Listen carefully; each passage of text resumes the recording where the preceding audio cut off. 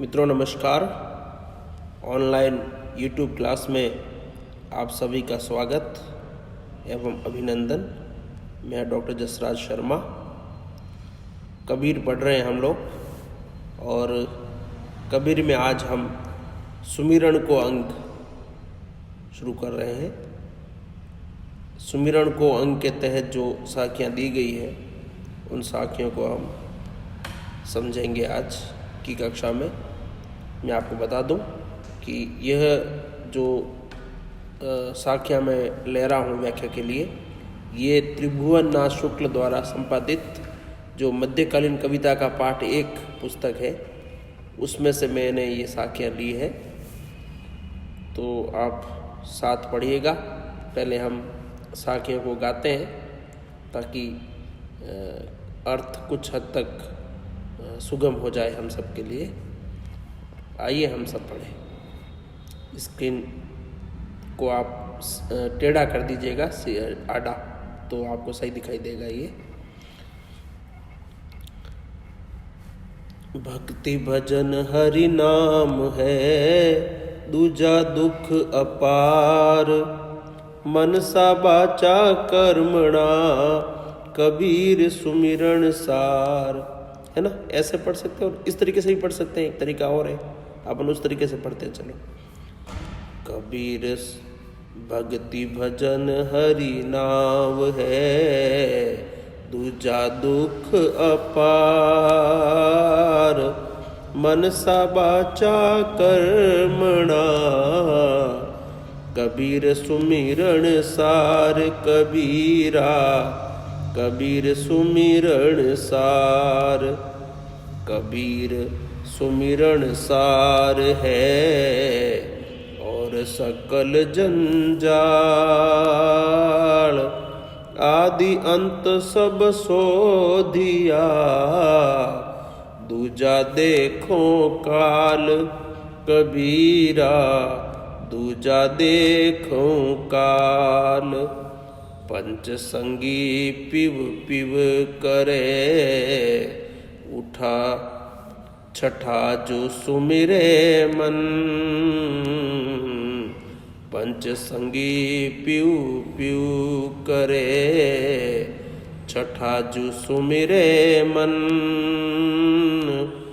आई सूती कबीर की, पाया राम रतन, कबीरा पाया राम रतन, मेरा मन सुमिरे राम को, मेरा मन रामई आदि, अब मन रामई हुए रया, शीस नवाऊं काई, कबीरा शीस नवाऊं काही, तू करता तू भया, मुझ में रही न हूँ,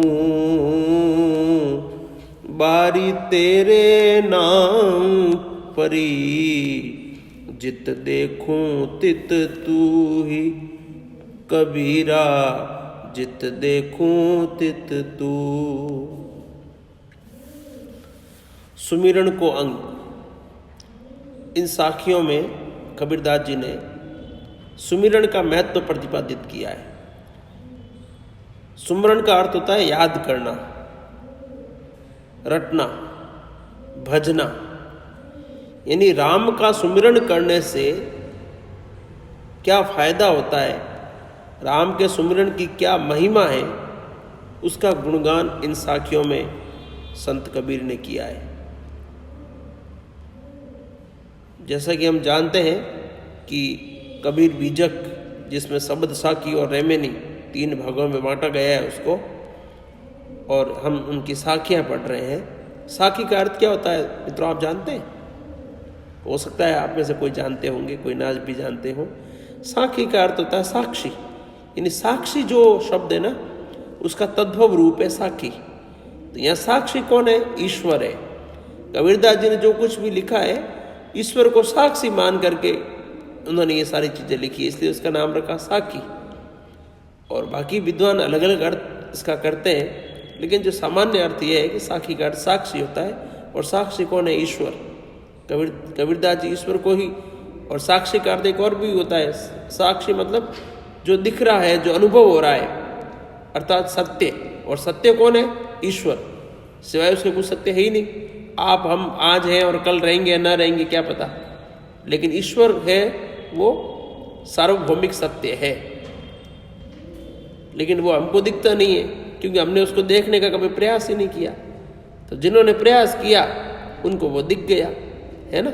तो कबीरदास जी ने यहाँ पर उनकी जो साखी है उसमें यहाँ सुमिरन का महत्व बताया है कि सुमिरन से क्या फायदा है। तो हम लेते हैं, भक्ति भजन हरि नाम है। भक्ति भजन हरि नाम है, नाव मैंने नाम, है ना। भक्ति भजन हरि नाम है, दूजा दुख अपार। कबीरदास जी कहते हैं कि राम का भजन करना, यानी राम नाम का जो भजन है और उसकी जो भक्ति है, यही जो है वास्तविक सुमिरन है। भक्ति भजन हरि नाम है, दूजा दुख अपार। और दूसरे जितने भी और तरीके हैं वो सब के सब अपार दुख का कारण है। कहने का भाव यह है कि केवल और केवल जो सुमिरन है वह ही सार है। बाकी हम और कोई भी प्रयास करते हैं ईश्वर को प्रसन्न करने के लिए, तो वो सब का सब जो है दुख है, उसका कोई सार नहीं है। भक्ति भजन हरि नाम है, भक्ति भजन हरि नाम है, यानी भगवान का जो नाम, भगवान भी कौन? कबीर का राम कोई दशरथ पुत्र राम नहीं था। कबीर का राम जो है वो निराकार पार ब्रह्म, जो अनुपम है, जो अद्वितीय है, जो निर्विकार है ना, विकारों से रहित है, जो अद्वैत है, जिसमें द्वैत भाव नहीं है, वो राम है। और उसी का वर्णन करते हुए कबीरदास जी कह रहे हैं कि वो निराकार जो पार ब्रह्म है उसका नाम ही है। उस पार ब्रह्म का जो भजन और भक्ति है वही जो है वास्तविक सुख है। बाकी सब के सब जो है अपार दुख की ओर ले जाती हैं। बाकी जो तरीके हैं वो अपार दुख की ओर ले जाते हैं। मन सा बाचा कर्मणा, मन वाणी और कर्म तीनों से जो है कबीर सुमिरन सार। कबीरदास जी कहते हैं कि मन से, वचन से और कर्म से हर समय हमें जो है उस परमपिता परमात्मा को सुमिरते रहना चाहिए। यही जो है वास्तविक सुमिरन है। इसलिए वो कह रहे हैं कि ये जो नाम महिमा है, इसका भजन और इसकी भक्ति ही जो है वो प्रमुख सुख है। बाकी सब दुख की ओर ले जाते हैं, बाकी सब दुख के कारण है। इसमें काव्यलिंग अलंकार है। काव्यलिंग अलंकार वहाँ होता है जहाँ पर कारण को प्रदर्शित किया जाता है ना, कि ऐसा हुआ तो ऐसा होगा। तो यहाँ पर वो कह रहे हैं कि भी भगवान का जो भजन है, राम का जो भजन, राम नाम का जो भजन है, वही जो है वास्तविक सुख है। बाकी कुछ किया तो क्या होगा? दुख होगा आपको। दूसरे सभी जो है दुख है। तो यहाँ काव्यलिंग अलंकार बन रहा है, ठीक है ना। कबीर सुमिरन सार है और सकल जंजाल, वो की वो बात आ रही। देखो, आदि अंत सब सो दिया, दूजा देखो काल। अब आगे वो कह रहे हैं कि मैंने बड़े अच्छे तरीके से, मैंने बड़ी भली भांति रूप से मैंने जो है इस बात का चिंतन किया है, मनन किया है, या मैं कहूँ कि शोध किया है, शोधिया है ना। मतलब मैंने पूरा का पूरा गहन चिंतन किया है इस बात पर कि केवल और केवल जो नाम सुमरण है, वो नाम सुमरण ही जो है वो जीवन का सार है, इस जन्म का सार है। और बाकी सब के सब जो है वो जंजाल है। और मैं अगर व्याकरणिक की भाषा में कहूँ तो बाकी सब के सब जो है झूठे हैं, उनका कोई कारण, कोई अस्तित्व नहीं है। यानी वो ये कह रहे हैं कि नाम सुमरण ही केवल सबसे श्रेष्ठ है। बाकी व्रत रखना है ना, जो भी तिलक लगाना, तिलक छापा करना, माला रखना, उसको कबीरदास जी की दृष्टि में वो सब के सब क्या है? जंजाल है, उनका कोई महत्व नहीं है। केवल और केवल जो है राम का सुमिरन करना ही जो है वो सार तत्व है। बाकी सब की सब ये चीज़ें झूठी है, इनका कोई महत्व नहीं, कोई मतलब नहीं है। और वो कह रहे हैं कि आदि अंत सब सो दिया, मैंने शुरू से लेकर अंत तक पूरे जीवन में मैंने इस बात का निचोड़ निकाल लिया है। शुरू से लेकर अंत तक मैं इस निष्कर्ष पर पहुंचा हूं कि ये सब के सब जो चीज़ें हैं इनकी ओर अगर आप देखोगे तो दूजा देखो काल, ये सब की सब जो है नासवान है ना। आप देखोगे इन दूसरी चीज़ों की ओर देखोगे, दूजा देखो, इन दूसरों की ओर देखोगे तो ये सब के सब क्या है, काल, अर्थात ये नासवान है, ये सब नष्ट होने वाली है। केवल और केवल ईश्वर का सुमिरन जो है, ईश्वर का नाम है, वही जो है सर्व सत्य है, वही जो है अविनाशी है। फिर वो कहते हैं सुमिरन का महत्व बताते हुए कि मैंने तो इतना सुमिरन किया है, मैं इतना राम का सुमिरन करते करते आनंद विभोर हो गया हूँ कि मेरी जो स्थिति है वो बड़ी अद्भुत हो गई है। क्या कह रहे हैं वो कि पंच संगी पिव पिव करे, छठा जो सुमिरे मन, आई सूती कबीर की, पाया राम रतन। वो कह रहे हैं कि मैंने तो आई सूती, मैंने इसी जो है सुमिरन से ही, यह सूती का मतलब सुमिरन भी है, स्मरण करना है ना, और सूती का मतलब एकाग्र चित्त भी होता है, ठीक है ना। तो आई सूती कबीर की, कबीरदास जी कह रहे कि मैंने इसी सुमिरन के तरीके से ही जो है पाया राम रतन, राम रूपी रतन धन को पा लिया है ना। और उससे क्या हुआ कि मेरी जो पांचों की पांचों जो इंद्रियां हैं, हमारे 5 ज्ञानेंद्रियां हैं, है ना।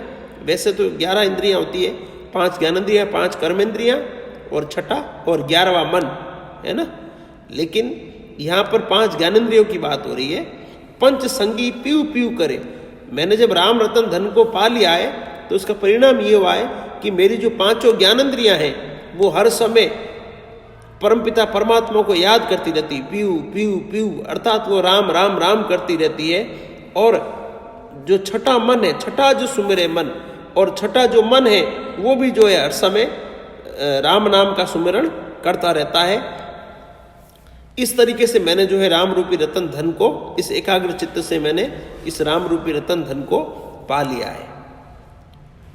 ये जो एक जो सुमिरन करने वाला व्यक्ति होता है, जो साधक होता है, उसको जो एक आनंद की अनुभूति होती है जब वो राममय हो जाता है। आगे वो यही बात लिख रहे हैं, देखो, मेरा मन सुमिरे राम को, मेरा मन राम ही आदि। अब वो बहुत अच्छी बात कह रहे हैं कि मेरा जो मन है वो राम का सुमिरन करते करते क्या हो गया है, राम का सुमिरन करते करते उस राम सुमिरन का आदि हो गया है। हम प्रायः संसार में, इस दुनियादारी में भी देखते हैं मित्रों कि हम जहाँ पर भी जिस परिवेश में रहते हैं या जैसे वातावरण में हम रहते हैं तो वैसे के वैसे हम हो जाते हैं। ये प्रायः हम देखते हैं भी। आप जो है मान लीजिए कि आप 10 दिन 20 दिन महीने भर किसी ऐसे आपकी जो है व्यक्तियों के साथ में रहे जो लोग सुबह 5 बजते उठ जाते हैं, 6 बजते उठ जाते हैं, है ना, समय पे उठ जाते हैं। तो 15-20 दिन साथ रहोगे तो आपकी भी ऐसी आदत पड़ जाएगी। और एक अगर आप ऐसे व्यक्तियों के साथ में रह रहे हो जो नाना प्रकार के नशा इत्यादि करते हैं, है ना, तो आपकी भी आदत ऐसी पड़ जाएगी। तो मेरा कहने का मतलब ये है कि जैसों की संगति करेंगे, जैसे माहौल में हम रहेंगे, वैसे धीरे धीरे हम हो जाते हैं। और कबीरदास जी यहाँ उस ये जो सांसारिक जो सामान्य बात है वो उसको यहाँ अध्यात्म के धरातल पर कह रहे हैं कि मैं चूंकि हर समय राम का सुमिरन करता रहता हूँ, इसलिए मेरा मन क्या है, राम का सुमिरन करते करते क्या हो गया है, राम सुमिरन का आदि हो गया है। मतलब अब मेरे को कोई बाहर से राम राम राम ऐसा बोलने की जरूरत नहीं है। मेरा मन हर समय उस राम से जुड़ गया है, आदि हो गया है राम का सुमिरन करते करते। और जिस चीज़ का व्यक्ति आदि हो जाता है तो उसको तो फिर कुछ अपने आप ही उसकी लत लग जाती है, फिर उसको किसी के कहने की जरूरत नहीं पड़ती है। तो वही बात यहाँ कबीरदास जी कह रहे हैं कि मेरा मन जो है सुमिरन करते करते, राम को सुमिरते सुमिरते, उसका स्मरण करते करते, उसका भजन करते करते जो है आदि हो गया है ना। तो अब मन राम ही वे गया, और आदि होने के बाद में स्थिति क्या होगी, धीरे धीरे मैं इस अवस्था में पहुंच गया हूं कि मेरा जो पूरा का पूरा जो मेरा मन है वो मेरा मन राम ही वे रहा, मतलब राममय हो गया है। इसलिए अब मुझे शीश नवाऊं काई, अब मैं किसको शीश नवाऊं, यानी जब मैं खुद ही राममय हो गया हूं, मेरा मन पूरा राममय हो गया, तो अब मैं ये शीश झुकाना इत्यादि जो क्रिया है वो किसके सामने करूं। कहने का भाव यह है कि साधक जब साधना में लीन हो जाता है, तल्लीन हो जाता है, तब उसे किसी का कोई भान नहीं रहता और वो अपने आप को उस परमपिता परमात्मा में रमा हुआ पाता है। तब ये स्थितियां होती है। आगे वो लिख रहे हैं, जब राममय हो गया, कबीरदास जी कह रहे जब मैं राममय हो गया उस समय क्या स्थिति हुई कि तू तू करता तू भया, कि मैं हर समय जो है मेरा मन तू तू अर्थात राम राम परमात्मा परमात्मा है ना, जो भी साध्य है उसका उच्चारण करते हुए जो है तू तू करता मैं भय, तू तू करता तू भया, मैं जो है राम राम राम राम ऐसा करते करते राम हो गया हूं खुद ही, मैं मुझ में रही न हूं। और राम नाम तू तू तू अर्थात राम नाम का जो है इस अनमोल रतन का नाम जप करते करते मैं जो है वो मेरे अंदर से जो मेरापन है वो समाप्त हो गया है। मेरापन समाप्त हो गया मतलब वो राममय हो गया, इसलिए उसका खुद का अस्तित्व समाप्त हो गया। तो राम राम जपते जपते मुझ में रही न हूं का मतलब अहंकार है ना, हूं का मतलब अहंकार मेरापन। अपन कहते हैं ना हूं ऐसा कर, मैं ये काफी जो है लोक भाषाओं में हूं बोलते हैं, हूं ऐसो कर दूं है ना, तो मैं मतलब अहंकार, तो जो मेरा है वो मुझ में रही न हूं अर्थात मेरा अहंकार समाप्त हो गया है। इसलिए बारी तेरे नाम परी, इसलिए हे परमपिता परमात्मा मैं तेरे नाम को वारी जाता हूं, तेरे नाम पर बलिहारी जाता हूं कि मुझे सर्वत्र सब जगह तू ही तू दिखाई देता है। जित देखूं तित तू, जहां देखता हूं वहां तू ही तू जो है वो दिखाई देता है। कहने का भाव यह है कि नाम सुमरण में, राम नाम के सुमरण में वो ताकत है, वो अद्भुत शक्ति है कि जिसके द्वारा कोई भी साधक जो सुमरण करता है, जो स्मरण करता है, जो भजन करता है, जो चिंतन करता है, वो जो है धीरे धीरे उस दैवीय शक्ति जो ईश्वरीय सत्ता है, जो परम तत्व का जो आलोक है, उस आलोक में स्वयं को समाहित कर देता है। तब उसे जो है वो अपने आप को इस संसार से विलग कर देता है। संसार में रहते हुए भी वो जो है संसार से मुक्त हो जाता है और वह एक अद्भुत आनंद की अनुभूति करने लगता है। मैं इसको सामान्य भाषा में कहूँ अगर, तो ये जो आज 5 साखियाँ अपन ने अभी ली है, इनका सार यह है कि कबीरदास जी ये कहना चाहते हैं कि हर व्यक्ति को सुमरण करना चाहिए, अपने सांसारिक जिम्मेदारियों को निभाते हुए, अपने सामाजिक पारिवारिक कार्यों को करते हुए जो राम नाम का सुमरण है वो हर व्यक्ति को करना चाहिए। अर्थात हर व्यक्ति के जीवन में आध्यात्मिक भाव, अध्यात्म होना चाहिए, जिससे व्यक्ति का जीवन जो है सरल और सहज बनता है। इसलिए जो है कबीरदास जी इस सुमिरन के को अंग जो साखियाँ हैं इस शीर्षक के तहत, उसमें जो है वो सुमिरन के महत्व को उद्घाटित कर रहे हैं। इसमें जो है प्रसाद गुण है सब में, ठीक है ना, और सुमिरन का महत्व बताया है और शांत रस है, ठीक है, भाषा सदुकड़ी है, मिलीजुली भाषा है ना। और इसके अलावा अलंकार, आपको अनुप्रास अलंकार तो लगभग सभी दोहों में मिल जाएगा। दोहा छंद है और बाकी गय है, इसको गाया जा सकता है। तो मैं उम्मीद करता हूँ कि आज की कक्षा में आपको बहुत कुछ समझ में आया होगा। अगली कक्षा में अन्य साखियों के साथ फिर मिलेंगे। तब तक आप सभी का धन्यवाद। और एक बात और जाते जाते कि आप अगर इस चैनल पर नए हैं तो आप नीचे जो आपको लाल बटन दिख रहा है उसको दबाकर आप चैनल को सब्सक्राइब करें और आप घंटी का चिन्ह भी अवश्य दबाएं, जिससे नए वीडियो का अपडेट आपको मिल सके। यही आपका जो है एक इस क्लास के प्रति रुचि जो है दर्शाने का माध्यम है। फिर मिलेंगे, तब तक आप सभी का धन्यवाद।